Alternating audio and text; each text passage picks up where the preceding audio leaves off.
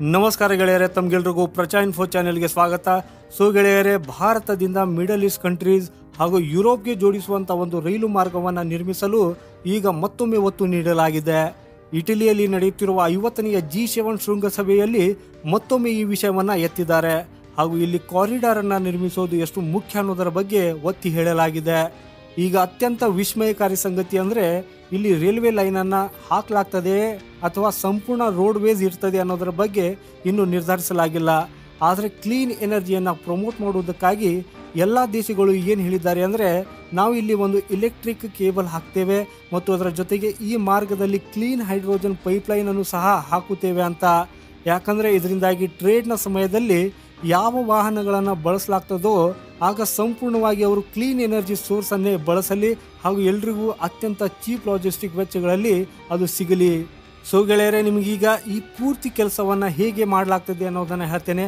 ಇದರಲ್ಲಿ ಟೋಟಲ್ 8 ರಿಂದ 9 ಕಂಟ್ರಿಗಳು ಇವೆ.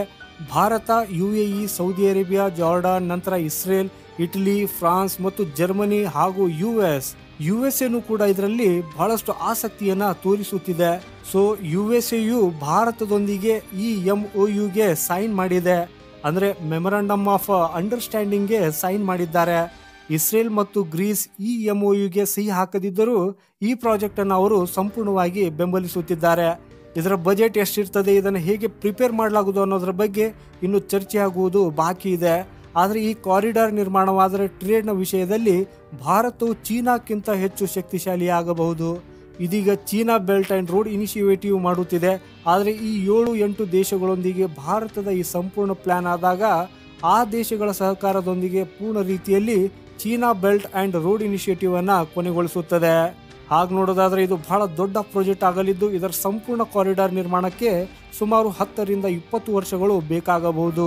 ಆದರೆ ಸಂಪೂರ್ಣವಾಗಿ ಭಾರತ ಹಾಗೂ ಯುರೋಪ್ ಕಾರಿಡಾರ್ ನಿರ್ಮಾಣಗೊಂಡಾಗ ಅದು ಕಾರ್ಯರೂಪಕ್ಕೆ ಬಂದಾಗ ನಿಜವಾದ ಮಜಾ ಅಲ್ಲೇ ಬರಲಿದೆ. ಸೊ ಗೆಳೆಯರೇ, ಈ ಮಾಹಿತಿಯ ಬಗ್ಗೆ ನಿಮ್ಮ ಅಭಿಪ್ರಾಯ ಏನು ಅನ್ನೋದನ್ನು ಕಮೆಂಟ್ ಮಾಡೋದ್ರ ಮೂಲಕ ಖಂಡಿತ ನಮಗೆ ತಿಳಿಸಿ. ನಮಸ್ಕಾರ.